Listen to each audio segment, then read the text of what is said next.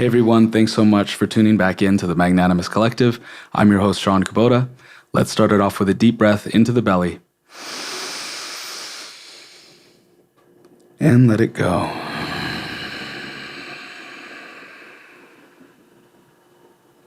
Oh yeah, dropped in. I'm super excited about today's episode. This has been in the making for several months, maybe. I'm not sure exactly. I have the pleasure of having my favorite client and one of my favorite people join me on the pod today. She is a devoted mother, a devoted wife, and a mother-to-be very, very soon. Only a matter of weeks now. And she's been training with me this whole time, which has been remarkable. She's a marriage and family therapist, a deep medicine worker, and just a lover of life, and one of the most beautiful and strong, optimistic people I've ever met. Born in Georgia and raised in Southern California, please help me welcome Becca Havlena. Thank you so much for coming on. Love you, appreciate you. It's an honor. Becca, we've been weight training since before you were pregnant, and now that you've been like full-term pregnant.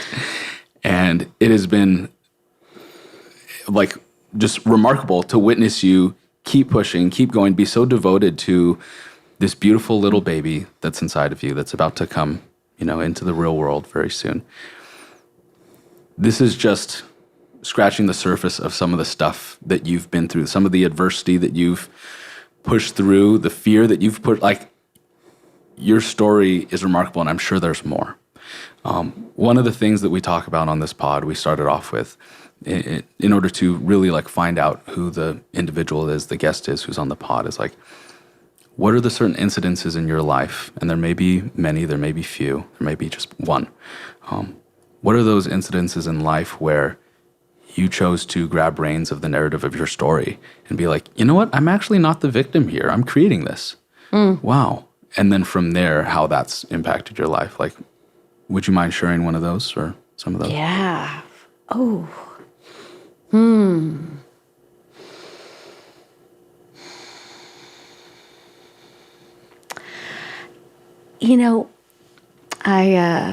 The thing that you reference in terms of me making a decision is the fact that I put myself in a position where I was going to go over the edge of a cliff due to algae. And it was 80 feet.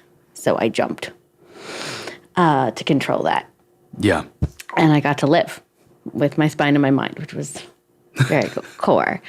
But falling 80 feet and shattering much of my body and being rebuilt over the next year and then learning to walk, about 10 times easier at least as leaving the church. Oh, wow. For me, choosing to... I'd been deeply, deeply religiously devoted, and there's a real ancestral lineage of at least 5 generations of pastors. Wow.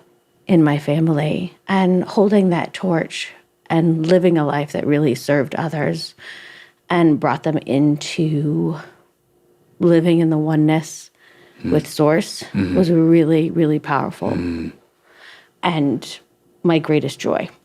Wow. But also, I came into that world from a specific narrative that was very Judeo-Christian, right, evangelical, fundamentalist. And there were pieces of that I never let myself question to choose my own answers. Of course. Because I was so busy holding up other people's answers. And there just came a point in my life where I'd wrapped so much of myself around it and yet was trying to create a container to allow people to ask authentic questions and experience their whole selves, including doubt.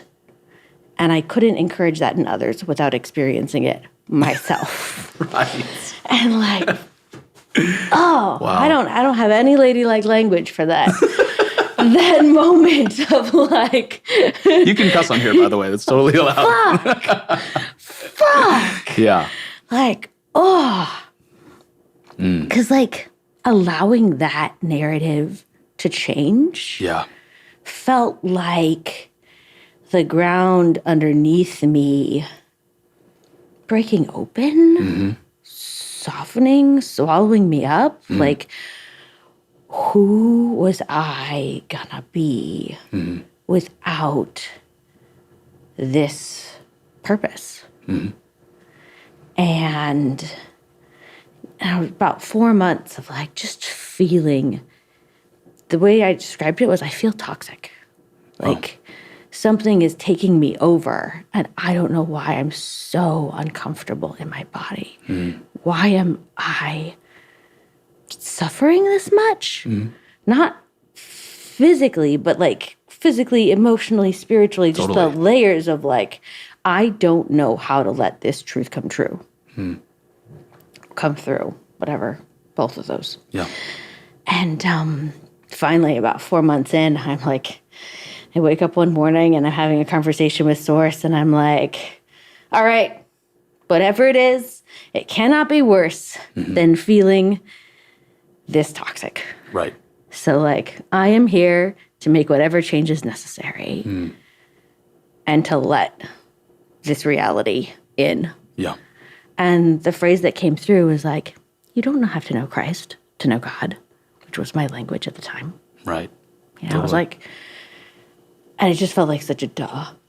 Right. You know, sometimes in those moments you just feel really dumb. Yeah. But like I had a house church in my house. Much of the work I was doing in the world was invested in other religious communities. Right. You know, it wasn't my only source of income, but it was just a big part of your identity. It was the source of how I existed in the world. And all of my closest friends were ministers and missionaries. Right. And so to let go of, you know, a quarter century of community and relationships. Because I wasn't excommunicated or rejected. But when you reject something that's part of someone's core identity. Totally, yeah. It feels like a rejection of your selfhood in deep, quiet right. places that don't have words. Wow. Wow. Thank you for sharing. Wow. I have a lot of parallels here in the sense that I was a part of the church. I actually wasn't raised with it. I ended up going in because my aunt and my cousins were always going. I'm like, Mom, I want to go. And when it came to worship music, I just, even thinking about it, like, oh my God, everywhere is goosebumps, the emotion and the love of God in that space. I'd just be like, tears just rolling. And then we'd get to lecture or a sermon, and I'd be like, what the fuck? I'd be like, this ain't it. And for me, my one of my best friends committed suicide in high school. And to have to struggle and battle with the fact that she was going to hell because she had hanged herself because she was so miserable and all these things. And just there was so much there when it came to the ideological side of it that I was just like, this doesn't resonate. The love does, right?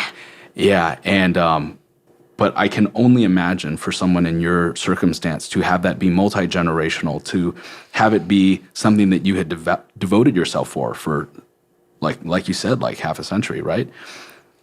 To then allow for yourself to ostracize yourself and to step away from that. I mean, there's a couple things. For one of my questions is, was there any big profound moment that made that happen, like psychedelics or a near-death experience? And then two, like, there's also the core aspect of worth. So I'd love to touch on both of those. But first, like, was there some specific point where all of a sudden you were illuminated to like what you said, like you don't need to know Christ to know God, right? I had not played with psychedelics yet in my life. that was later. The near-death experience came, another decade later. Wow. Okay. And instead, it was really, I think, one of the most powerful pieces, because that music, that meeting in a spiritual place with resonance. Right. And that connection to something greater than ourselves.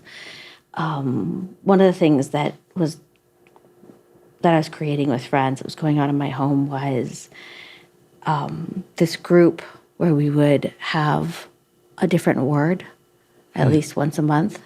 And you'd come in, and instead of discussing it, you'd come in and you'd talk about your definition and personal experience of it through some art form. You could dance it out, or you could paint it out, or you could present your own poetry or anything on it that would communicate, and to experience everyone's definition of a word with such great breadth and room just began to like stretch out new parts of me. And I was just expanding, and there just wasn't enough room in this container. Right.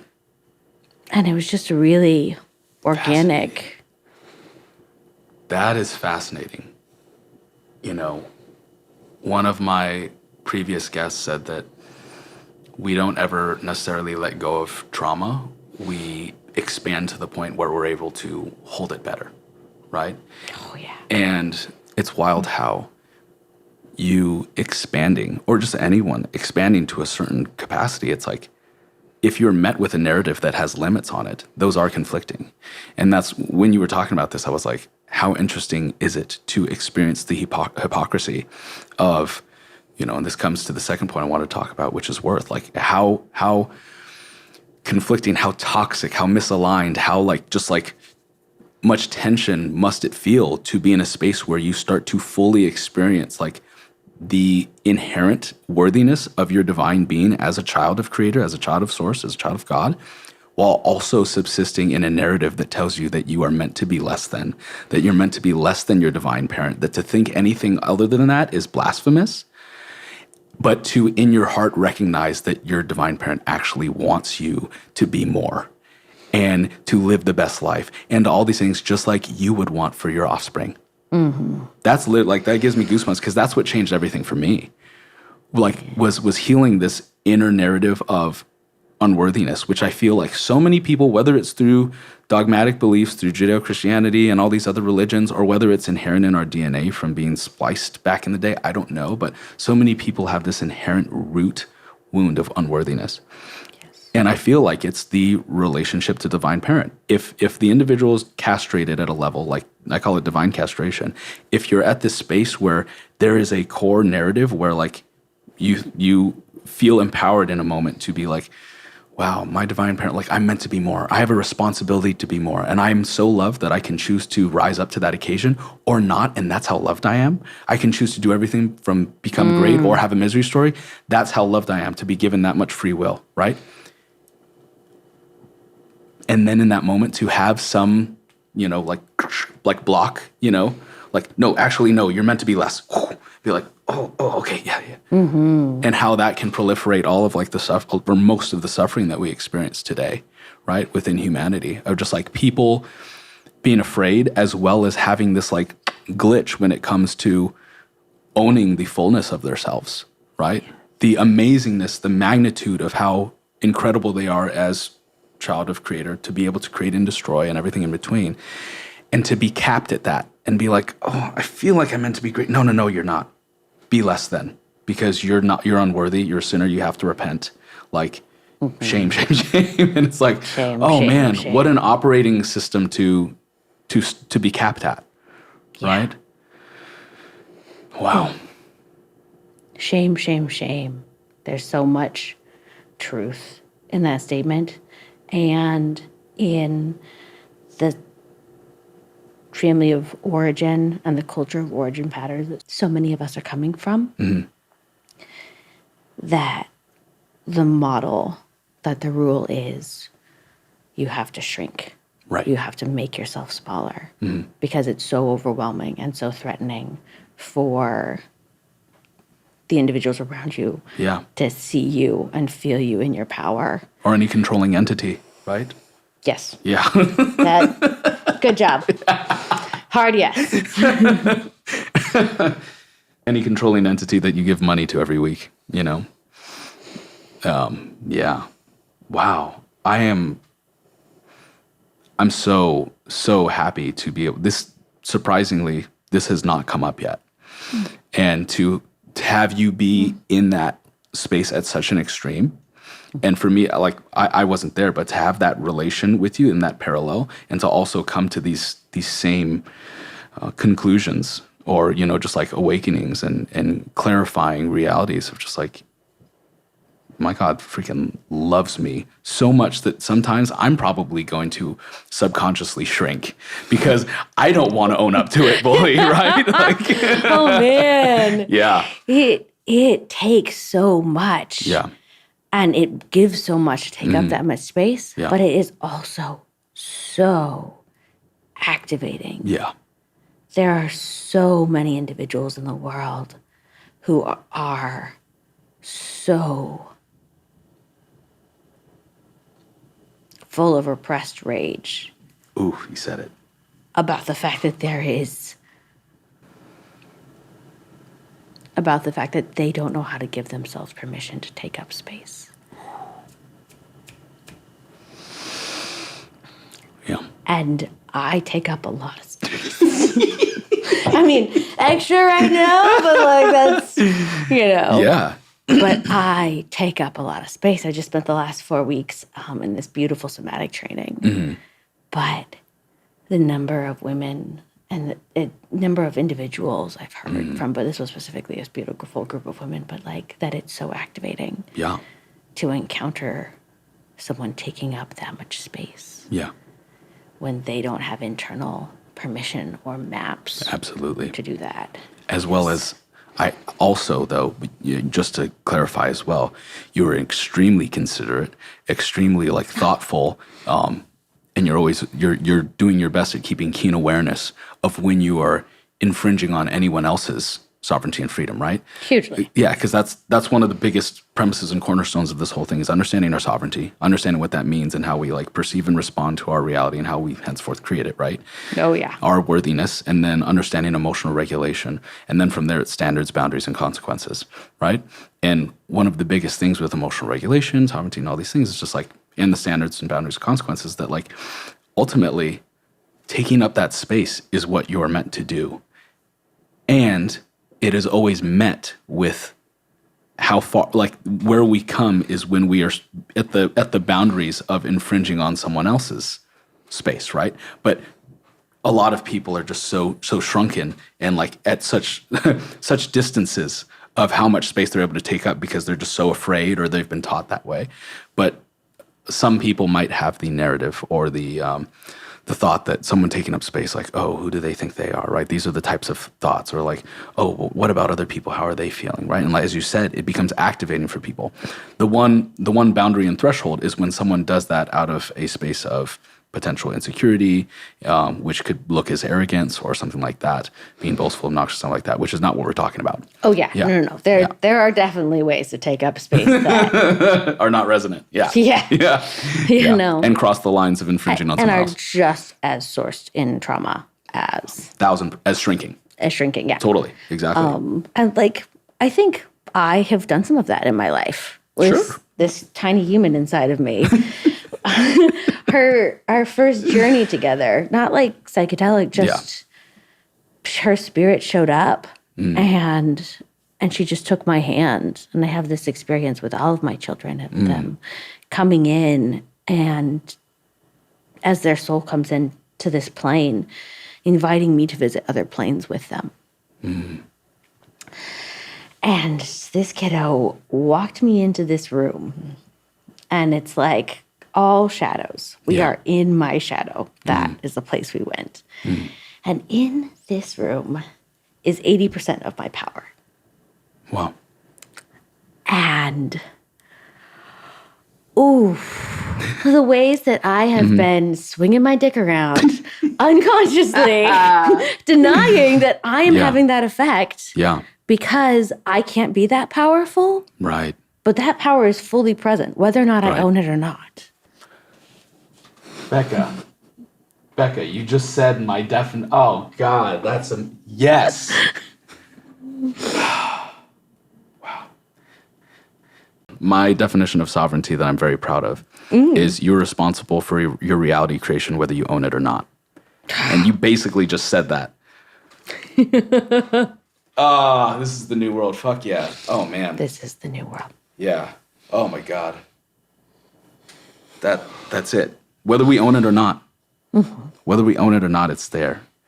And this gives me so much hope and joy for your children and my children to come, because that is where, if that becomes baseline, like as we both know, there will always be shadow. There will always be darkness. There will always be, the polarity. And yet for humanity to operate at such a falsified and less than baseline, like literally a baseline of, I don't even know the word for it, like chaos, distortion, right? Like misalignment. It's like, if the baseline is, hey, you're creating this, whether you own it or not, you're creating it. And we're all upholding that as just like our standard of operation, whether you want to call it laws or whatever. Like, this is just what we've agreed upon. Like, we recognize this. If someone chooses that, okay, fine. But like, even having that standard there kind of brings a level of accountability for every individual. It also brings the accountability for our emotional awareness and our emotional stability and regulation as well. It's like, is that person making you feel that? And, and having the ability to understand projections, own our story, own when we're making stories about people, own how we are choosing to fabricate, assumptions, essentially, right? Mm-hmm. Like that's New World. That's where we're able to operate in this very rapidly, progressing, like, society with AI and stuff. Like, how do we make sure that AI doesn't be like, these people are, not with it, let's take him out, or whatever type of doomsday story we want to create, right? It's us just having that. Because at that point, we are living, like, truly in alignment with, like, what we're meant to do here, right? At least that's what I believe. But, yeah. Oh, thank you. Wow.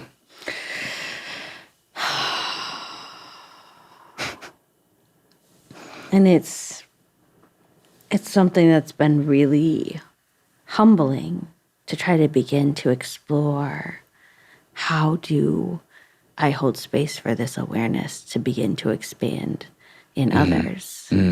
That someone who is convinced they don't know how to take up space, inviting in the idea that that doesn't mean that you're not taking up any less space. You all have your space taking up is, if anything, accentuated by the fact that you're not able to own that. And so you're asking everyone else to hold space for you versus holding that for yourself. You're pulling in more energy towards yourself, right, in your own unconscious patterns. I love this. Yes. So would you say that those individuals, like, just to clarify, when you're saying that these individuals are essentially taking up space by drawing it in, are you talking about that specifically almost like a black hole type effect? Or are you saying that is a positive way of taking up space? No, I'm saying it's a very negative black hole way of taking up space. Okay, yeah. Okay, cool. I just wanted to clarify because yes, 1,000%. I mean, I'd say that there's always the polarity of things, right? There's always, like, this is the more, positive, attractive way. This is the more, like, destructive way, or the creative or destructive way. And 1,000%, I mean, when it comes to being, like, the opposite of owning your story is being the victim. Right? Yeah. And, the victim is a perception. It's a mind state, but it's a perception. Like, everything is based off a lens of perception, and then how we choose to take action will be dictated through that lens, right? Yes. And that's the only thing we have control over. And that specific space of just the, I call it, like, it's like an energy vampire. It's being vampiric in the sense of sympathy and pity, right? Mm-hmm. Because it will never, ever solve the issue. Right? Like, no matter how much sympathy or pity you get. And it's very, like, we see that a lot happening in society, which is, once again, like, my issue isn't like, oh, these people are playing a pity party. Oh, man, I want to hurt them. Or, like, it makes me mad. It's more like, oh, what a travesty to see such powerful, beautiful individuals shrink to this level of consistent perpetual suffering because they are trapped in a mind, like an illusion, based off of, potentially what they've seen throughout media, how their parents operated. There's so much there, right, with subconscious programming. And it's just like, if the individual were to be given just like a quick synopsis of like who they are, what this is, like everything that we're talking about, and then at the end of it be like, wow, I get it.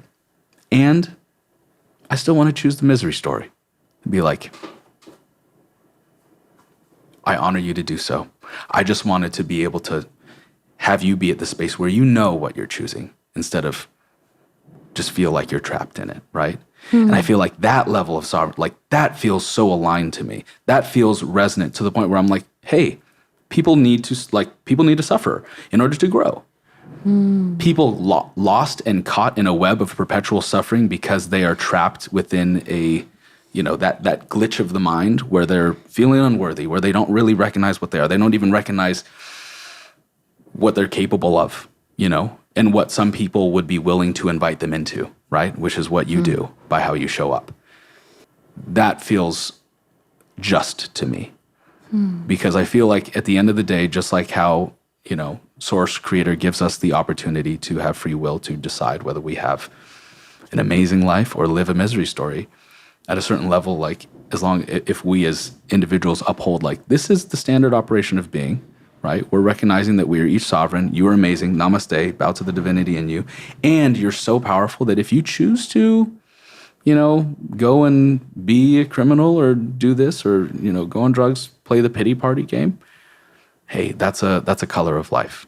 And I honor you in that. I'm not going to choose that. But I'm just glad that you know what you're choosing now. And we're not playing this funny game. Obviously, I don't want them to, but I feel like there's a certain level of having to honor them in what they choose.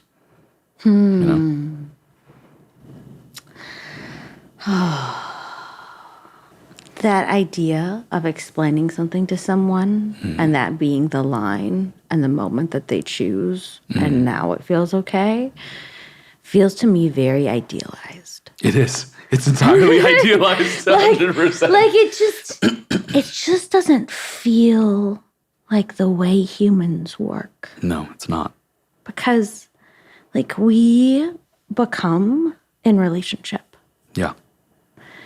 And people are showing up the best they know how to survive in this moment. We create some really interesting survival techniques for our families of origin. Yeah. And then we come into the world ready to use this whole system that, it's just a different map. Yeah, agreed. And there's just, I feel like spending more time in the energy of reflecting someone to themselves steadily and quietly is a place that holds a container that can slowly metabolize shame. Ooh, I love that. Can you say that one more time? That if you put your energy into that initial step, that reflecting someone to themselves, that creates a powerful container that slowly and steadily can metabolize shame. Wow. I love that you chose the word metabolize. It's one of my favorite words. It's fantastic. Because in that it is the transmutation, it is the taking something and alchemizing it, turning it into something else, right? Yeah. It's not the whole notions of letting go. It's like, where does it go? Right? And is it as easy as just letting go of the grip, or is it truly having to break it down? Is it truly having to process it within the self? So I like metabolize much more. And yeah. Yeah, I feel like it does multiple things. Well, part of it, in my experience, this is my experience of shame, like actually can be incredible fertilizer. Like taking that idea of the light and the shadow and saying, these, not just that these are always going to be here, but actually, how do I make room for my shadow? How do I honor it? Because if I can honor it and allow it to be, that the veil between those two feels like there's a lot more movement. Yeah. But also, some of the shame transmutes, and that pathway turns into something incredibly powerful. But I also like the idea of there being like we come in and we get a specific map. And then you got some pathways on that map that you run pretty consistently. You know? Yeah. But in that holding space, you can begin to draw whole new sections of this map. People can all of a sudden have so much, just have so many more options. Yeah. And begin to run new pathways. And when they find new paths that resonate more deeply inside of them, they are not going to go back to that old path until something comes up that's so related to that material. Yeah. And it takes the more bandwidth you develop, the more it takes to push you back onto those old roads. So true. But also, it's important to hold space for yourself to that's not a road you're never going to run down again necessarily. Or even have the potentiality of wanting or desire to run to that space of comfort, right? Because that misery story, the ability to shrink, let's be honest, is comforting, because it is literally denying the fullness of self. The magnitude of the self is overwhelming. And it's just survival. Yeah. There you're going to try to fight. You're going to try to flee. Yeah. But if you get all the way down into dorsal, your body is just going to act dead. Yeah. And it's... Can you explain that a bit? What do you mean by, for those of us who don't know? Basic polyvagal theory is that you have your autonomic nervous system, and then you've got this beautiful space in the central, which is your ventral vagal. That is your window of tolerance. And you're in that place, you can relate, you can take in information, you can run all over the map, But if you get outside of your window of tolerance and you going higher, you're activated in your nervous system, then you go into your sympathetic nervous system, which, so that ventral is part of your parasympathetic. Right. And when you going into your sympathetic, you're ready to fight. Right. You're ready to run. Every part of you is turned on. Right. Your digestion is cut off. Yeah. Every part of you is oriented to surviving. And then that's when you go up. But there's only so up you can go. And you're burning resources so fast, trying to track. And then from there, if that's not working, if you don't end up with any of those options, you crash down. You drop through your window, drop through your ventral into what's called dorsal vagal. Okay. And that is, that's where you're in freeze. I see. And that's way more of that shrinking. There are so many people that just, there's no way to run. Right. And there's no way to fight. And when you don't have those options, the next thing that you do is shut down and you try to disappear. Right. Yeah, I get that. I was there not too long ago. It's quite scary. It's an interesting place to be. Yeah. Wow. And then if you have to live in that place, you can actually enter something. It's called fawn. Fawn. And fawning is where, you have someone's abusing you, and you're apologizing to them for having angered them when they're abusing you. Wow. Because you're so in freeze. Right. That you need to not only have your entire system shut off and be disconnected from it and shrunk, but you also need to be oriented to making the other person happy and safe. Wow. This is amazing. Thank you for sharing for me and the listeners as well, because we're learning something. To come back to, with what I said, you're like, it sounds idealized. It totally is. It's totally such a male, logic, this is da-da-da. And obviously things don't work that way. My biggest thing is that I don't know I don't know all the solutions. It's obviously very complex. It's obviously messy. It is not a straight shot. And yet my biggest issue is with media as well as governments and just like policy and like the charade of, politics and stuff like this, when it's like these figureheads and creating disdain over archetypes of individuals and facial features. Like we're basically creating biases all over the place. We're being racist, like all these things based off these figureheads instead of looking at like just what are we really voting on? What do we really want? We want ultimately it's policy, right?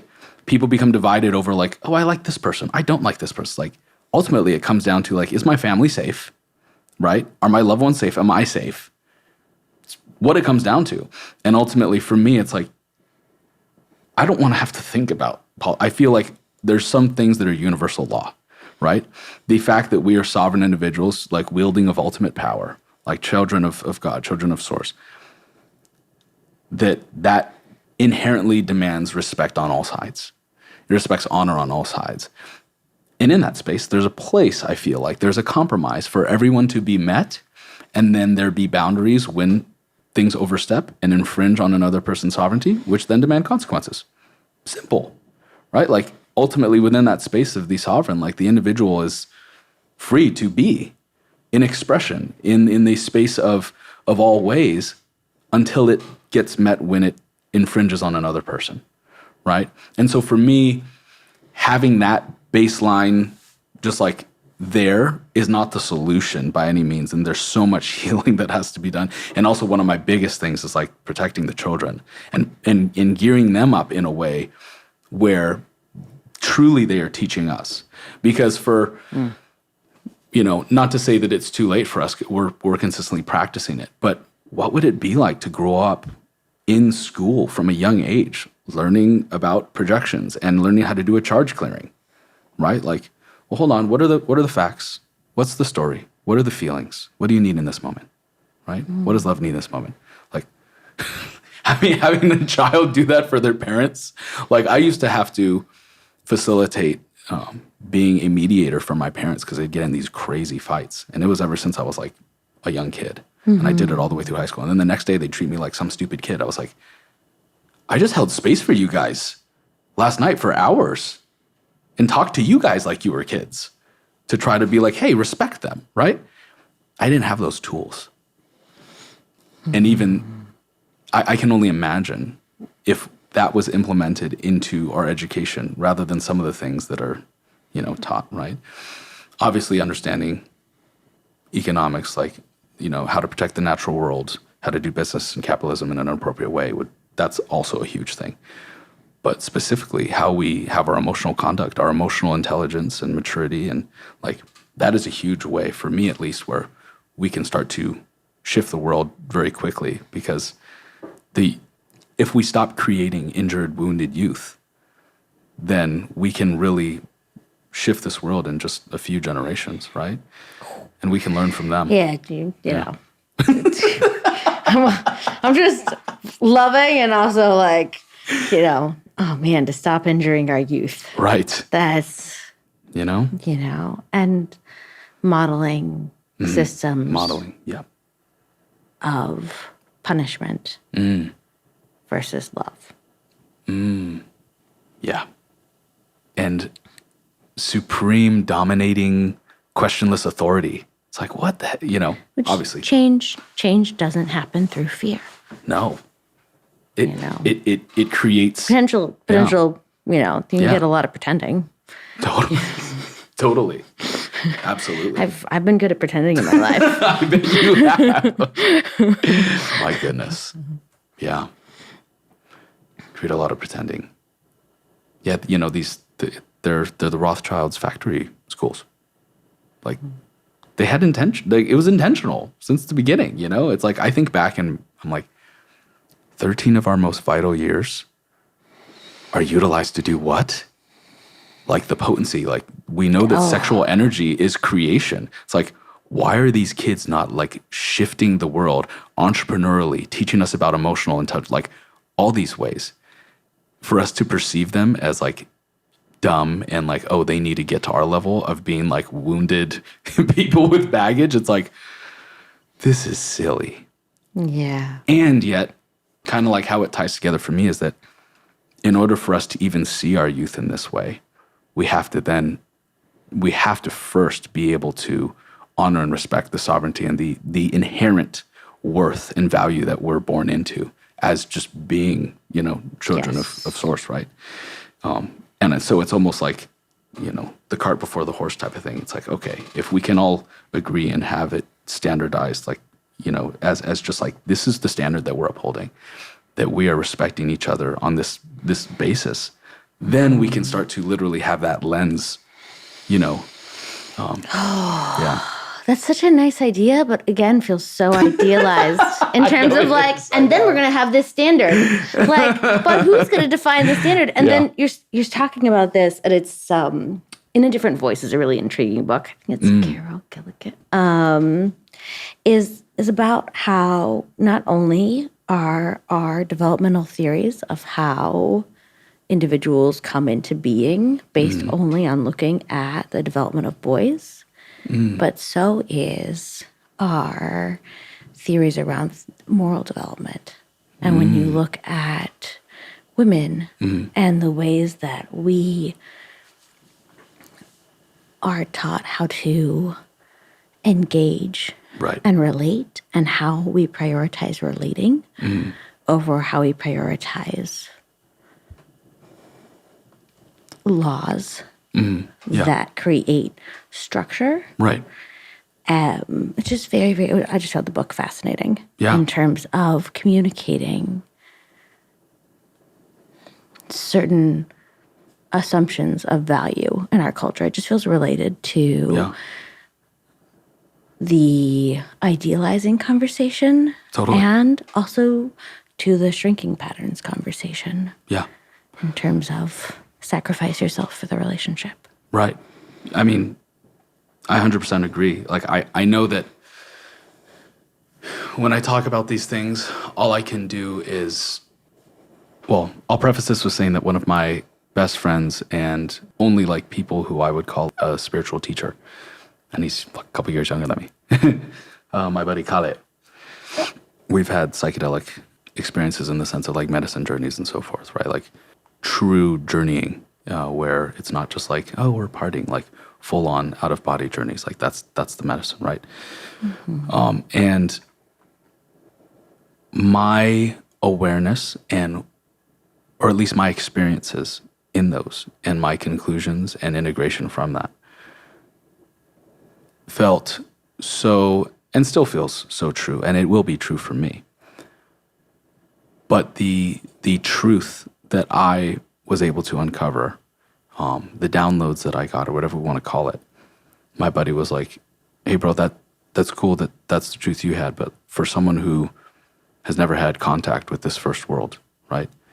Do you think they share any of these same types of experiences with this medicine, right? Like, do you think the tribes, who literally created this medicine, are there stories about the hero archetype or, the hero's journey? Or are they more about nature being God? I'm like, oh. So when you talk about this coming from a male-centered lens of how we choose to perceive and operate in this world, from everything from value systems, how we relate to emotion, et cetera, I'm like, valid. And the funny thing is I don't know how to even operate from anything else. And yet, once again, coming from at least the way that my brain can perceive it and make sense of it, is that if I'm able to own everything of myself and recognize that each individual is the same and inherent of that same amount of respect and honor, then at least I'm able to put down the sword when it comes to anything that would potentially, quote unquote, devalue or diminish, not necessarily, but just like that's the way that the wounded ego can take it, right? Of choosing to be humble in those moments of like, I don't know, right? Like, I feel like at a certain level, it's almost like we have to, or at least individuals like myself have to come to a place of ownership in the way that we understand it in order to then be able to surrender, is what I'm trying to say, right? To like, okay, I'm able to know this much so that it makes sense for me to be able to honor and respect you fully, to then be able to surrender and learn from you, right? Because otherwise, it's like, ego's like, oh, I know better, and yet I agree. We can learn from children. We can learn from the feminine. You know, there's so much that, I can't even conceive of truly, you know?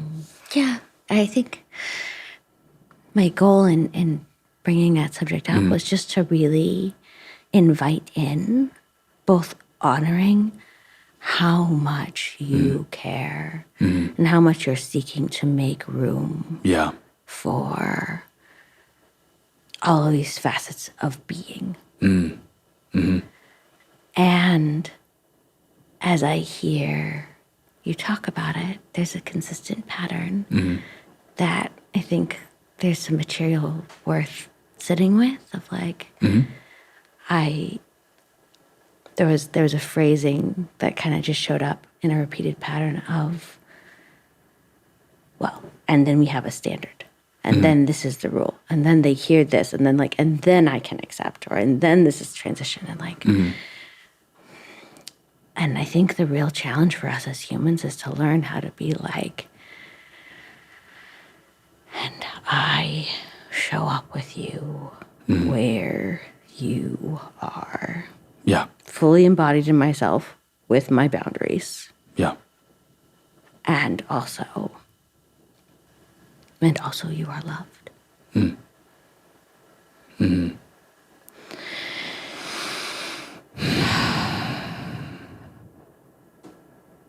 Agreed. Agreed. And I guess, for one, just to acknowledge, like, there's nothing more important than choosing to show up that way. That the wellspring of change or shifting towards alignment will happen through showing up that way. And yeah, I guess my question for you, of someone who I respect and admire, in regards for how you choose to show up and understanding the way that things are, you know, for whatever reason, for me, there is just, whether it's like me having Libra in a lot of my chart, like 5 planets, something, but I'm about things just being fair. And I feel like a big part of the aspect of awakening to my sovereignty, everything like that, is like, wow, like, okay, everything's my own. Like, I might not be exactly where I want to be, but at least I can own my creation in it and not be playing this funny game of external blame.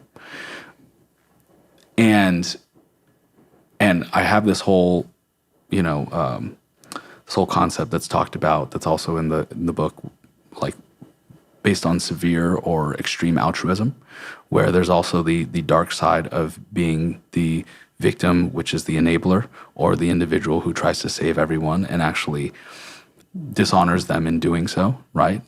Trying to take them. About my family of origin. You know right what I'm now. saying? Like, taking them from their space of their chosen misery story, which could be their greatest recipe towards success and greatness and the growth, right? I'm not trying to do that. And I'm always very, like, curious with my guests and vulnerable in the sense of, like, I do not want to do that because that I want to be met in the space where, or I want to be in the space where I'm meeting people in a space of love and respect. And yet, when we talk about this, and you were noting the specific patterns of that, of me wanting to implement change or feeling called to implement change in these ways, or just, like, I guess, fight for it in a way. My reason is because I feel like the narrative is the narrative of the disingenuous, of, like, the you are less than. And my curiosity there is, I know for a fact that for me, it strikes a chord where I'm just like, ooh, I don't sit okay with this. And I want that not to be the narrative that's put out. I want to have stuff in media where we're seeing emotional regulation, like, basically taught through our media. Like, imagine seeing that in a movie and being like, well, that was resolved pretty good, like, wow, ownership here, like, that's what I'd love to fight for, because I feel like it just helps everyone. It helps me, it helps the children, it helps everyone. And I know it's idealized. I guess my question would be, how do you feel about that desire? Like, is there something there for you that comes up intuitively that's like, maybe this is something for you to reflect on? I don't know.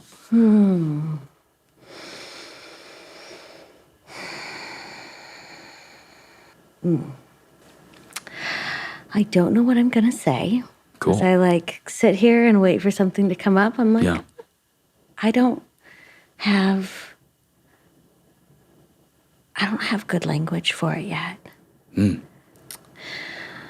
I keep looking at this little fish tank piece of art you have. Oh, yeah, that's cool. And it's just really bringing up the unconscious. And I think the energy around the statement as they came through was just taking a little bit of your power and giving it away and putting it on. I want this structure. And it just felt like, oh, I think that's really that structure. I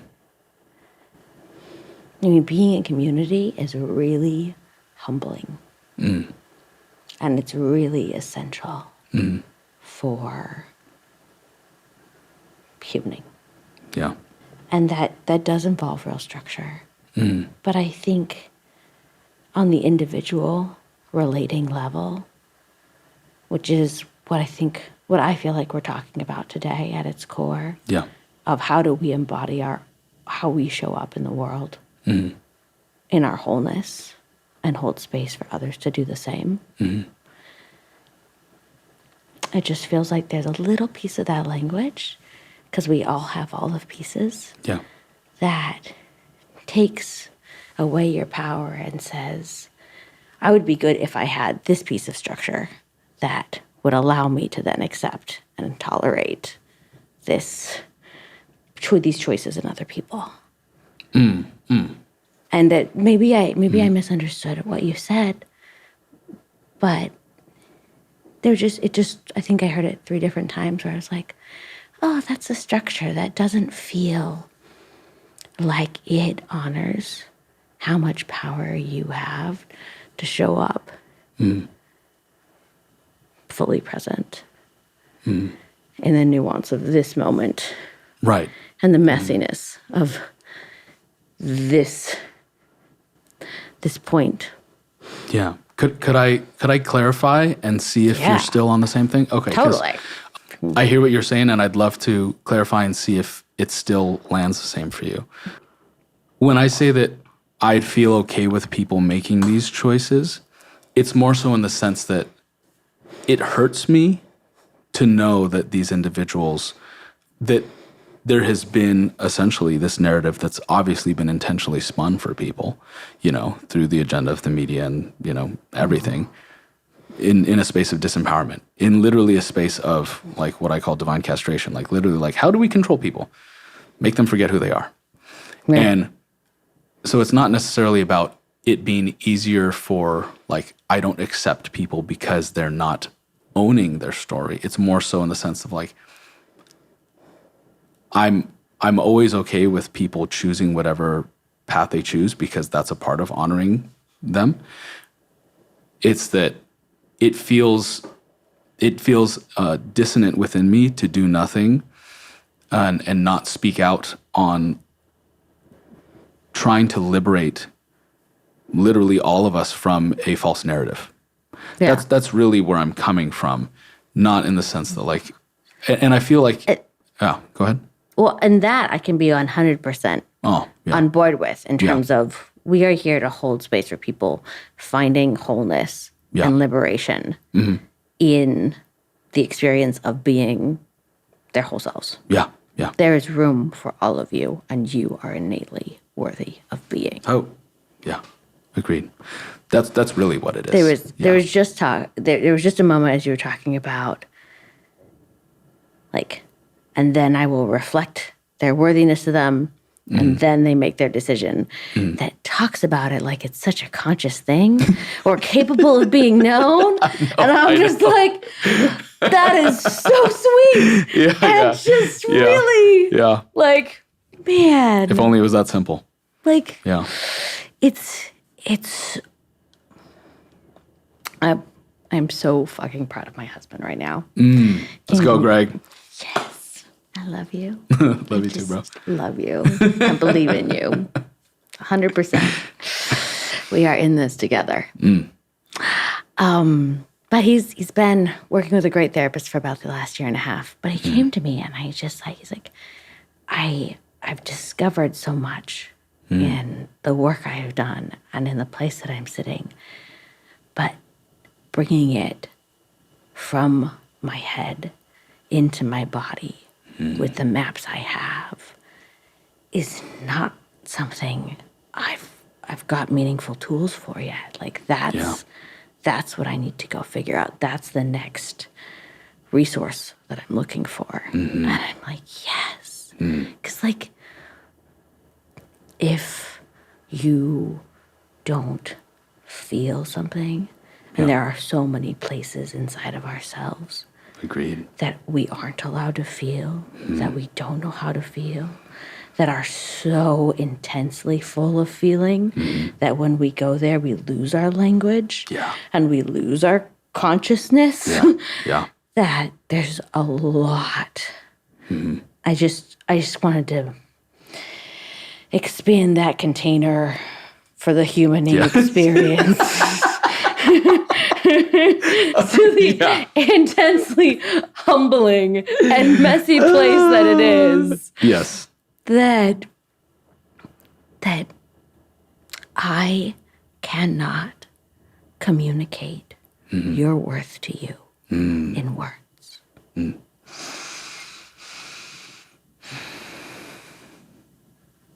Yeah.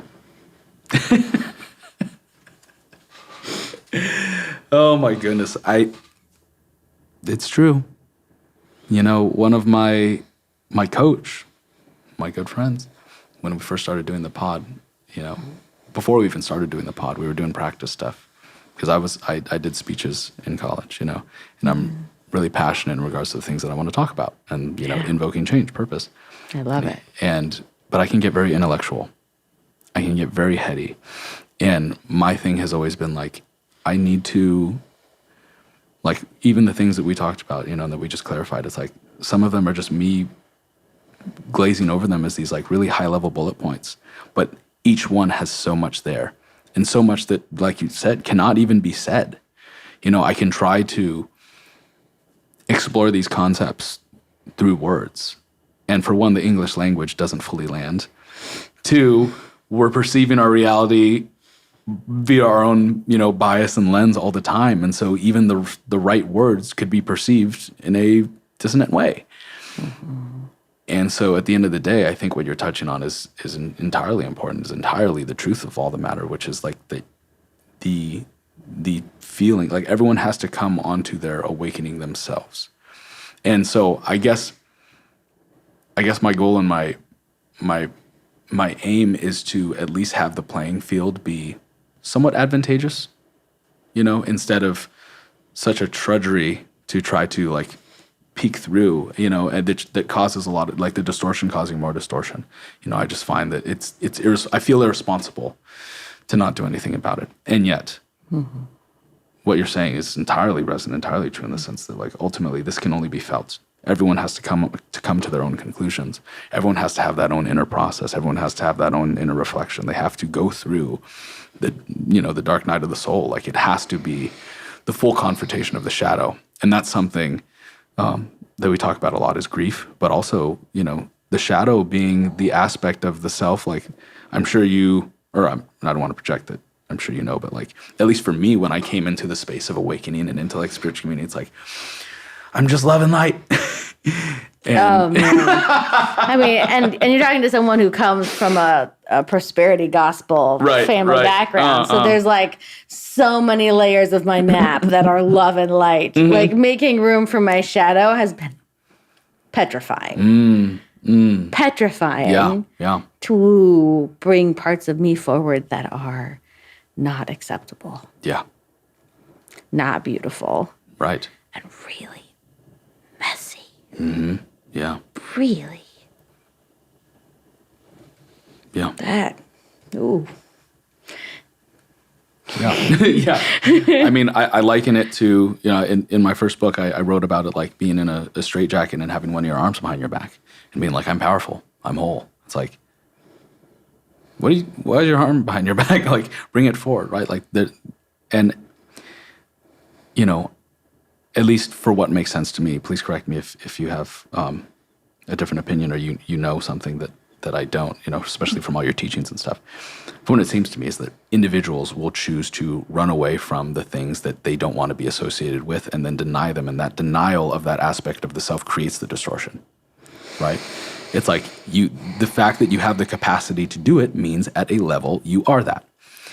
The discernment to not choose it allows for you to actually be who you are, in the sense of your characters are a amalgamation of like the choices that you choose to, do.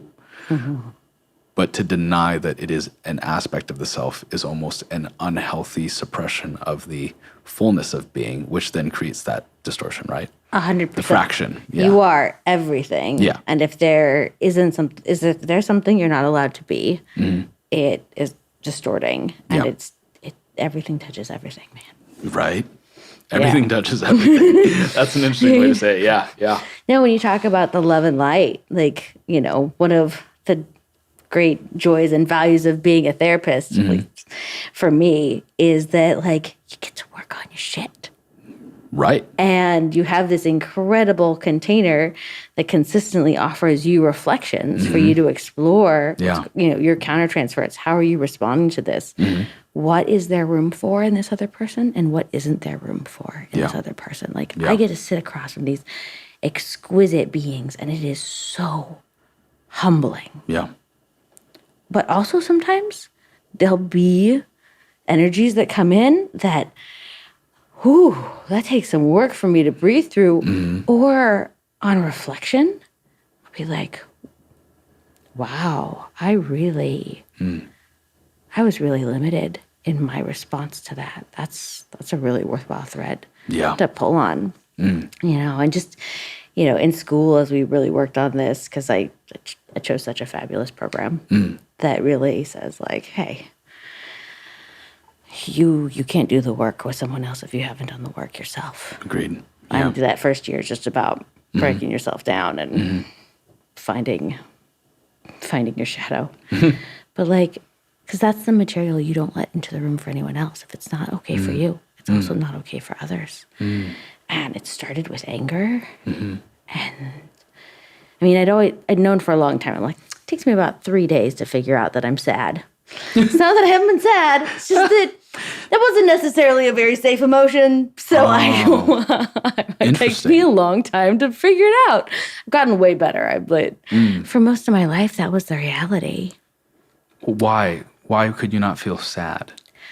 Because you talked about being a caretaker in your family of origin. That was my job too. Oh, I see. And we're infants coming into an unstable system, and we need a stable enough system to survive.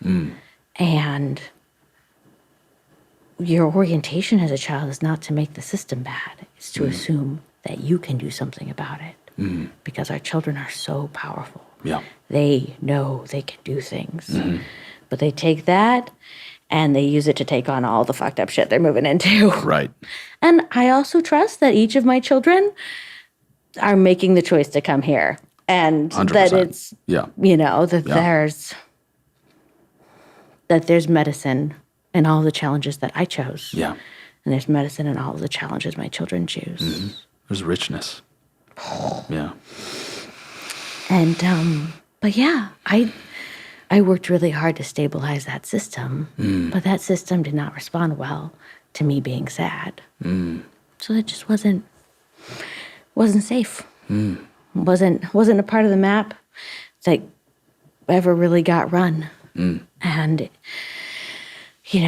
when you can't feel sadness, it really pretty much cuts out anger. At least, that is not true. For me, it cut out anger. Anger was also not safe. Right. And so it really ended up, there's a very strong lineage of repressed rage that I've been learning how to experience rage. Hey, and I get to experience it while we're working out. Like, Becca's like, I love it. That's just yummy. Yeah, it's fun. That's just yummy. But yeah. But honestly, like, as I've metabolized rage, all of a sudden, the thing underneath that is fear. Yeah. 100%. And like, oh, wow, there's been limited room for fear in my life and in the way I hold space for others. Yeah. And that really, I think that there's just a lot for me to learn there. It's very alive in my journey. I'm glad you brought fear up, because we glazed over it almost in the most humorous way, which is you choosing to truly, like, I don't know of a better way to actually confront fear and exemplify it and model it than in the way that you did. For myself, I even write about it in my first book of like going cliff jumping. I hate it. I know that it will do something for me though, which is to show me that like, look, you're okay. And that the more that I stay up there and the more that I get afraid, the more paralyzing it becomes. The more the fear actually takes over and becomes a choice. Like I choose to keep experiencing that. Right. If I come down from there, I will feel all sorts of other emotions, and that will metabolize into something else. Right. There's still something there, or I can choose to metabolize it into, pride or gratitude and all these things and empowerment. Mm-hmm. So you had mentioned it very briefly, but you were canyoneering, right? Yeah. And can you tell us a little bit about that? Yeah, I was in Lytle Creek. It's about an hour northeast of here. And I'm not an adrenaline junkie, but I love being in beautiful spaces. Oh, and there are exquisite places in California. But most of them you need rope access to really get into the untouched places. And so I was out there with a team of 2 other people. And you always have 3. Someone to stay with the hurt person and someone to go get help. Makes sense. Oh, that came in handy. And I crossed the river and didn't realize I was stepping onto a slab. And I thought it was going to be a bunch of chunky rocks. Right. To go build an anchor to rappel down the side of a waterfall. And the next thing I know, every step I take in is actually moving me another 3 to 4 feet out. That water was moving so fast. Oh my God. And I was just 1, 2, 3. And at 3 steps, I was at the edge. And there was a kind of big boulder ahead of me that I could try to fall onto and try to grab with my arms, but I was gonna smash my face into it. And I didn't have faith I could hold onto a slippery rock, holding on with my face smashed. And if I went over at that angle, I was clearly dead. Yeah. I honestly thought it was 40 feet. I did not know that it was 80 feet. And I looked back over my shoulder trying to make the decision because in my split second moment, and the ground just goes, and I was like, well, I'm not going to know. So I just turned and I jumped. And, hands out, elbows down, shoulders back, chin tucked, knees bent, toes down, pelvis tucked, everything, because you need to fall straight. Right. And I did, straight down. Wow. And just spine in mind or death. Yeah. Yeah. Because that to me felt like what it would take for me to want to keep living. And you'd never experienced anything like this before, right? Oh God, no. I mean, I do canyoneer. I enjoy it, but I'm not some big aggressive. I just love being out in nature. Just give me a backpack, give me a rope. I don't need much. And jeez. Yeah, and so I'm falling, and I am orienting out, and there's something really, really powerful to gratitude and orienting to beauty to really manage your nervous system. Yeah. And so there's some part of my body that is calculating exquisitely. Right. Every foot my body is recalculating because it is using entirely primal lizard brain. You're like a cat. Yeah, to figure out. Because I can't look down. I can't do anything. Totally. I just have to trust. Yeah. And at 53 feet, I felt the oh, something big has to give. That was the phrase. And my body chose my femurs. Because spine and mind. That's all I was asking for to walk away with. And I was really just as equally at peace with death, or death. Yeah. But yeah, my body chose my femurs. And at the same time as I'm following, I'm looking out. And my thought is, it's so beautiful. Yeah. It's just so exquisite. Just to be with the earth. Right. That fully present. Is so powerful. And it makes so much room for your body to, in the present, really powerfully adapt. Yeah. And so I spent a couple hours on the canyon floor, Which bleeding out. I only found out later. That was the helicopter was lost and life happens. And your femurs were like sticking out of your. Because I fell into just enough water that if I passed out, I was going to die. Right. So I had to crawl out on them, and I broke them off because I'm using broken femurs to use my hips to move out. Jeez. So they were I made extra bone grafting that was needed later. Yeah, thank you for sharing. Also, your body's so incredible. I then lay on that canyon floor. Yeah. And your, pineal gland releases DMT. Right.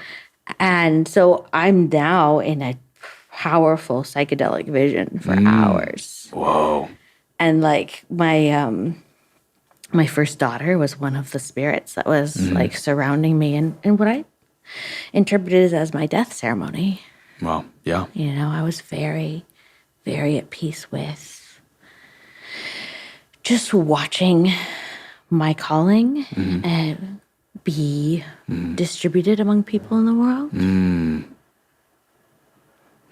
And experiencing my legacy. Yeah.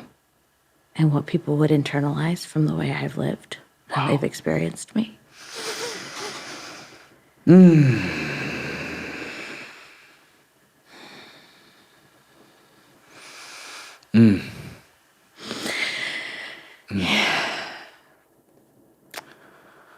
Oh, man. Yeah, at the end of the day, that's the realest stuff. That is it's so easy for, I don't want to bypass all that and go towards grief, but just it's there, it's alive. And what Beck, you're so awesome. You're just giving so many of these just amazing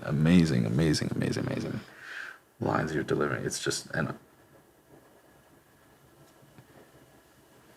that is what we're working towards. That's where we're all going. And it's so easy to get caught up in the distraction. It's so easy to get caught up in the doubt. It's so easy to forget and to lose track and lose sight of what's important. And a lot of us are unknowingly or knowingly building a story of regret. We're building the misery story. We're afraid, and we're justified in being afraid. But a part of us choosing to actually be on mission, in alignment, is to be attached to grief. Yes. Right? One of the things that I say is your ancestors sacrificed way too much for you to play small. Regardless of whether or not you want to choose to own your divinity and how worthy you are, the fact is your ancestors went through tougher shit. And how many ancestors lived and breathed and died and had heartache and sacrificed and, oh my God, the stories, the movies, truly, are just, are unspeakable, inconceivable. And the fact that we also don't hunt and process our own food keeps us away from death. The fact that we live so long and there's so many medicines also keeps us away from death. There's so much that keeps us away from confronting our mortality, the mortality of what is, which keeps us online with humility and gratitude and grief. It's all intertwined, right? And so I love that you I didn't know about this grief ceremony part. I've heard snippets of, like, we've talked about it in our workouts, and I do want to talk about you overcoming fear and choosing that in a split second. But yeah, for you to have that experience and then to keep living. Like, was that before you had journeyed with medicines? Or No, I had one medicine journey. Got you. Okay. To that. Yeah. So in either case, just to be able to be witnessing that real time, like, you literally have your femur sticking out of your legs and you're bleeding and you're just having a whole ceremony at the bottom of this. Wow. Yeah. Yeah. Anything you want to speak on that? Otherwise, I'd love to talk about the fear thing, but. The conclusion of that ceremony, my final memory, is of walking down the path to death as she walked towards me. Wow. And it was like greeting my oldest and dearest friend. And the closer I moved towards her, the more I felt like, and the more I remembered of myself. Yeah.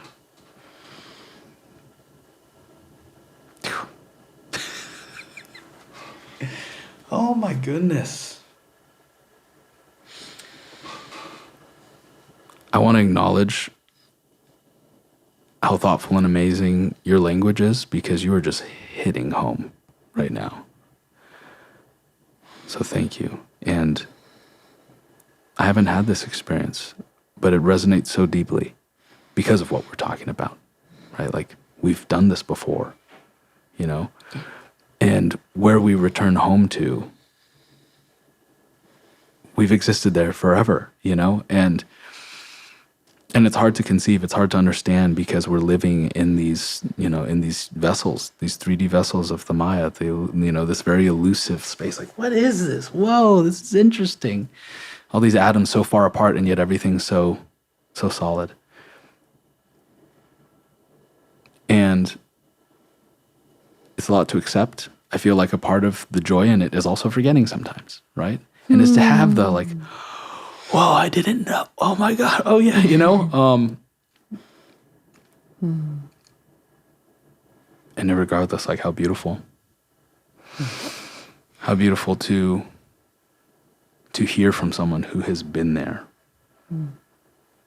in such a way that is not polarizing, in the sense of, like, some sort of a story that supports and legitimizes any religion, but more so in the sense of, like, this is for you. This is all for you. This is all for us. This is it. You're loved. This is where you don't have to be afraid, you know? I feel like I'm actually in a journey right now. Yeah. Circling back, it's just so powerful to me that I do want to just point it out. That split second when you chose to jump, I feel like a lot of people would choose panic. And panic, anxiety, like, you know, all of these things, it's a chosen lens of perception, right? Like, it's like, oh no, I'm going to die. I'm going to panic. I'm literally going to panic all the way down. You know what I mean? I find it so impressive, so commendable, so, like, awe-inspiring, and just, like, for lack of any other better term, badass, for you to choose in that moment to be like, you know what? This is the best I can do. And I accept if it doesn't work out. And I feel like that's it right there, is that you accepted that, like, it wasn't like, well, I'm done for, I'm not even going to try. It was I'm going to give it my best shot. If it doesn't work out, I'm at peace with that. And I feel like if you were not there, this is my projection, or if anyone was not there with owning that, the panic would set in, right? And so a part of this whole thing, besides it being one of the most incredible, most fascinating, and now knowing like the death, ceremony that happened through basically DMT pumping through you, like we're about to die, right? DMT pumps through when you're about to die, when you sleep and when you dream. So you're literally having that all at the bottom, which is, I didn't know about that. It's incredible. But because of the fact that you were choosing in that moment to be like, you know what? I'm accepting. I'm still going to give it my best shot. And in mid-jump, and I've jumped off of 50-foot cliffs. It feels like forever. 80 feet? Holy shit. And then in that moment to just be like in gratitude and in peace. And then to have the gift of, like, honestly, the gift of that ceremony at the bottom, right? Yeah. And then to be here to live on the story, were you with Greg at that point?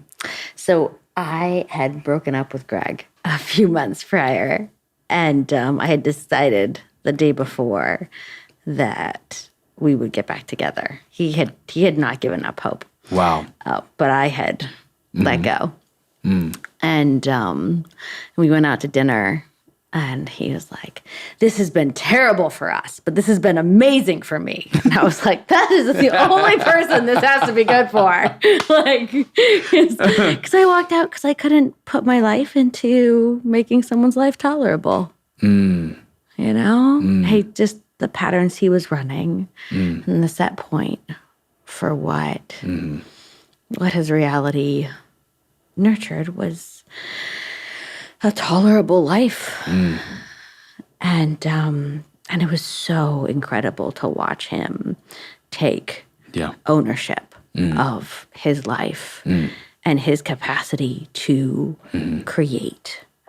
And just like as I began to watch him learn how to manifest and build and trust himself and just show up in the world so courageously, it's just so beautiful. But at the point we were still broken up, I was supposed to have dinner with him later that night, and he knew something was wrong because I didn't show up and he couldn't get hold of me. What a movie. Yeah, he didn't know until he got the call from my dad, because my family was a big fan of Greg. So yeah, and then my first memory of consciousness is of his cheek on my cheek, and just his smell, and I can see our spirits swirling, and like the color of the sunset, and he's like the color of the sun on the water, and we're just like these two spirits in union, and I was home. You were at home? I was home in my heart. Okay, yeah. I spiritually found my person. Yeah. But it also feels like everything offers gifts. Yes. Falling off a cliff offered powerful gifts. I got the reflection often, like it seems like you were Becca before you fell off a cliff, and you were Becca afterwards. Like there wasn't a big shift in who you are as a person. You're just you. I'm like, yeah, but there's a really deep, deep place in my heart that I wasn't willing to acknowledge was so brokenhearted and closed. So wounded and closed. And what was that part? Oh, just the romantic part. The part that had watched my family, my parents be so hurt. The part that had lost the church and lost structure in a way that there's a lot of other messy shit that happened. Like we don't need to make the story more elaborate now for these purposes, but I was really brokenhearted. And there was a piece of the dynamic that was really mine to own. And the most powerful gift of that cliff was to break open my heart. Wow. Romantically. Wow. That's incredible. And then from there, like literally broken to be rebuilt in more ways than one. Oh, yeah. And then learning to walk again, and then having a daughter like a year and a half later or 2 years later or something like that. Yeah, I learned how to walk in 2020 and she was born in 2021. So incredible. Yeah, it's been remarkable to be able to get to know you and meet you just this year. And then get to train Greg as well and get to meet Aya and your brother and just, be able to really like witness so much. And even being able to witness Greg's transformation too, just this year of like his shift and professionally and get closer to him as well has been beautiful. And to get to know your history and where you've come from. And obviously we've had a close connection since like the get-go and being like, you too? Yeah. And then it's just, I know you. Yeah, and it's just kept growing from there. And I'm so grateful to have this experience to be able to, speak with you on your story and all these topics. I mean, like, this has been by far the most rich podcast yet. So I deep bows and I'm so grateful for you. And I'm so grateful to know you better and to be able to learn from you. Yeah, I feel honored to be able to have this time with you. I also feel honored to get to work you out while you're this pregnant. It's really, really cool. She's doing a good job. And you're doing a good job. Thank you. I am grateful to learn from you. Thank you. And with you. And to build the world that we feel written in our souls. Oh.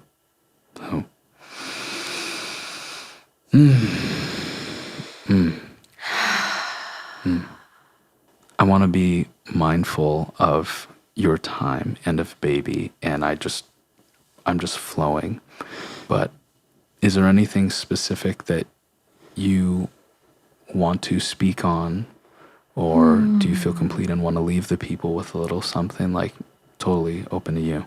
Yeah. We had been talking about fear. I think it's more for me to digest there before I have good language for it. Yeah. But we were also talking about being able to, in that moment, choose. Yeah. And to hold that decision in an embodied way. Which, when I think of embodied, I don't just think of in the body, but I think of it in the layers of the soul and the spirit and the mind and the body. But really, I feel like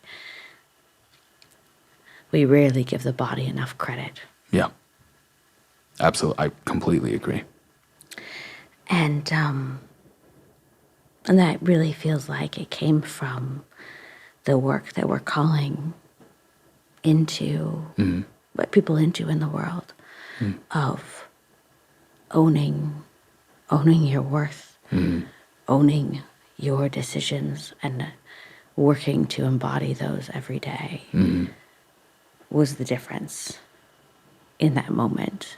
It's not a momentary practice. It's in every moment practice. Yeah. And it certainly played into every piece of the rebuilding journey. And I think one of the biggest gifts from the rebuilding journey, there were so many, but was really taking the word pain out of my language entirely. Because the word pain in and of itself felt victimizing. That's a good point. And also, it was just so it just doesn't say anything. It's like saying they're speaking English. Like, yeah, but they could be saying anything. Right. So true. Versus, what is my body saying right now, and how do I hear it? When people feel heard, and when people feel seen, they can change. Wow, such a good point. Yeah. And when that doesn't happen, when it's not in relationship, it's really hard, if not impossible. Disassociative, right? Yeah. Yeah, you're just utterly disconnected to all the primary meaningful tools we have to transform. And so going into a place of making room for whatever truth my body was experiencing and listening to that and trusting it and seeking to move from that place. Really, I would say, taking out the word pain and beginning to learn how to listen to my own core self has been just that was the most powerful gift of healing. You're so smart. I just want to say, it was let's just put it out as a point of necessity more than a point of yeah, I mean, I don't mean to it's just I completely get what you're saying, and yet, so many, I guess not everyone has the opportunity to reflect on it and confront it the way that you did, and yet it's just I'm or learning has right the now. Incredible support system that I did. Truth, totally. And actual, health insurance. And there were so many wonderful things that aligned to support me in that journey. Yeah. I'm not to say that it's rare that I learn a lot, but in these ways, I'm just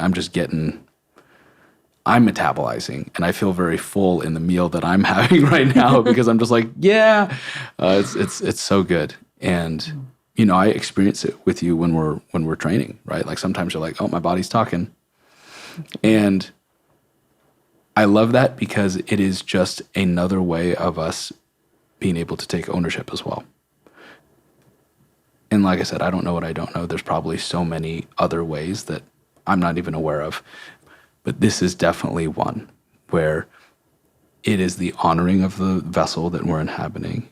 It's honoring that it is an advanced technology, that it has its own place of reverence. And that in that place of reverence, it's not like, oh, this doesn't speak my language, like you said. It's like, I'm just not going to, it's just like, what does that mean? Hey, doctor. And your husband is a doctor, but it's like, hey, doctor, tell me what this means, because I'm not willing to reflect on it deeper and really ask those core questions. I'm too afraid of what it could be. So therefore you tell me. And if you don't know, give me a pill, because I'm still too afraid to confront what the heck it is. Right. Yeah, or I don't trust myself enough. Right. To trust my voice. And I don't have the strength of self to handle the results of what trusting my voice could result in. Right. I need to put that power in someone else's hands. Entirely. Because if I do it here, I have to do it everywhere. And it's a pattern that repeats. Yeah. Yeah. Agreed. Yeah. That's the funny thing about ownership, right? Is you can't cherry pick it, because it just doesn't work that way. It doesn't work that way. And also, listening to your body is taking up space. It is, to go back to the very beginning. Yeah. It is a deep and powerful act of allowing yourself to take up space in your own life.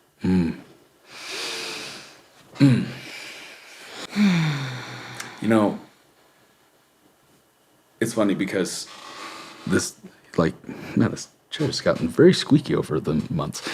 When most people, at least for me, and it's my projection on what most people would hear, but when most people hear take up space, the only way to do that is to be big or show yourself, or, this way and that way, make yourself be present in some capacity.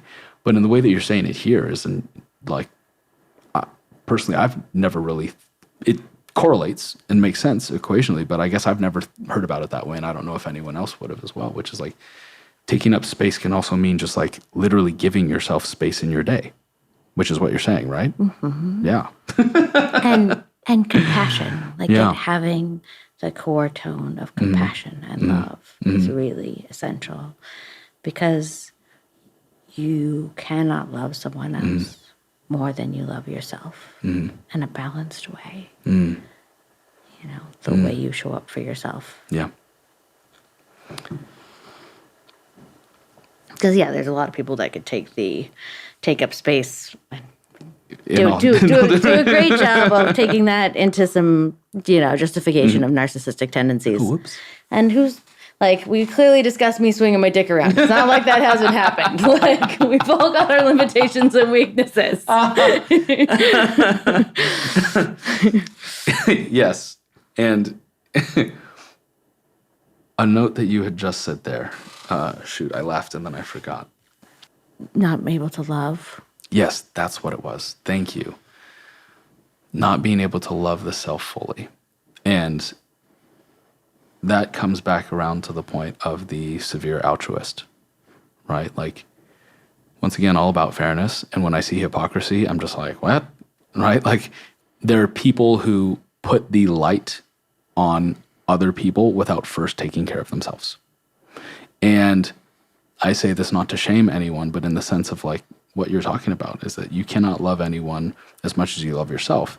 And if you're choosing to deny yourself love, that will come out in distorted ways, right? Yes. And then you will not be showing up in the fullness of capacity, statement. right? Like you just, when we're not living in the space of honoring the self appropriately, and we instead choose to try to save someone else because we're not wanting to look at the self. Things aren't adding up there is essentially it, right? And there will most likely be a space of hypocrisy created in that distortion. Yeah. Where we are trying to, whether it's, people outside of our nation, like, well, we need to save these people over here. It's like, what about you yourself? What about you and your parents, your home? All sorts of patterns of martyrdom. And disconnection from self and rejection of others and judgment and just the list of things that are birthed from the distortion of the inability to compassionately hold space for the wholeness of your own being. Agreed. That's where the work starts. Right. And once again, to bring that space forward. Obviously, I've talked about like me trying to do what I can and what I feel driven to do in regards to shifting the narrative that's at least like projected out into society and stuff. And obviously I know that your stance would be to show up in the best way possible, right? And show up in your fullness and take up space in the ways that are honoring each other, but also honoring yourself first and foremost. In what ways, outside of us shifting the narrative, of creating a standard of like having a healthy narrative that is empowering and honoring of the divinity within people, and us showing up in a healthy way, like what are some ways that you could find or that you feel would be practical, effective in touching people's hearts to maybe not awaken them, but bring them to the space of self-reflection where they're able to see, oh yeah, I am choosing to be a martyr here because I'm not wanting to, or to be a severe altruist and try to save people because I'm not willing to look at my own things, or that I'm choosing to be in this perpetual space of victimhood and take up, too much space as a black hole, or whether that be through sympathy or through, just attention or whatever else it is. Because that's always my burning question. That's really the goal, whatever that looks like. My husband gives me so much shit for, for lots of things, but especially for the fact that one of my favorite taglines is embrace the awkward. And the reality of how awkwardly the process of humaning is, and to choose to have the courage to engage with it. There's the piece of making room for the messiness. Yeah. And that's not just about other people. It's if you don't make room for your own messiness,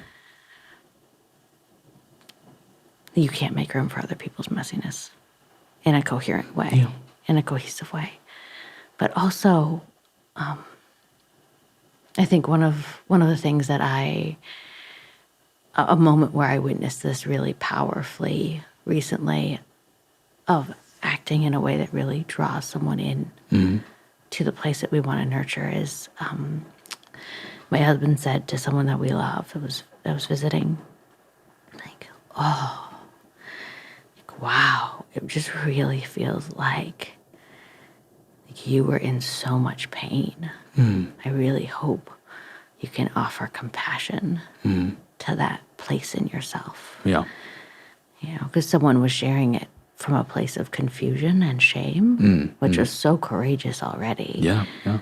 But just to mirror back and to say the hard, awkward things, like, it doesn't feel like you're allowed to take up space here.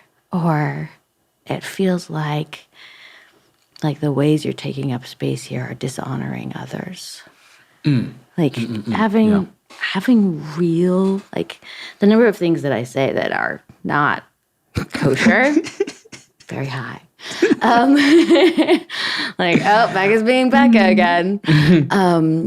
But yeah, because I don't think that it's just you take up space. Right. Like, you have to make room for the connection and the partnership and treat it as equally valuable because it is equally worthy while also owning. And that can get really messy and finding the truth and finding the balance of what's available in this moment and in this time. And it's not the answer for tomorrow. Yeah. I don't know. That didn't feel like it came out as clean and clear as I would hope. But there's life in it. It's my first gut instinct answer. Yeah, no, that resonates. And one of my guests, who's actually from the military, who does more personal. Now he's been in for like 20 years, something like that. He now does more like personal development, meditation stuff with the military, which is amazing. Cool. I know, right? And I guess what they call it in the military is having courageous conversations, which I love. Yes. And so when you talk about embrace the awkward, it sounds like that's similar to what you're saying, right? Exactly. Yeah, is having those moments where, regardless of whether or not the person is holding themselves to the caliber of owning that language and or owning that, essentially like that frequency or state of being, you still offer that as a reflection.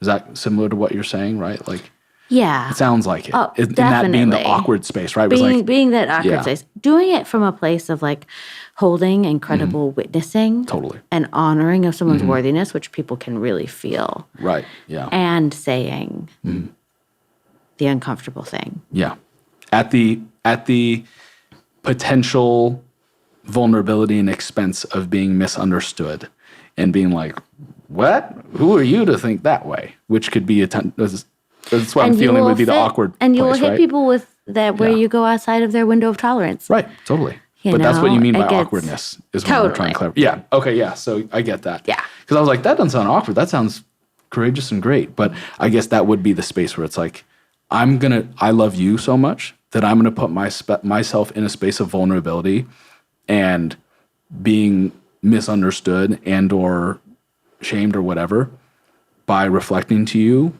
the truth of who you are, or the truth of what is happening right now, because I love you enough to not enable you and or to not give you some fluff or whatever. Yeah, I'm not going to feed into the pattern where I continue to hold space for you so you don't have to learn how to hold space for yourself. Ooh.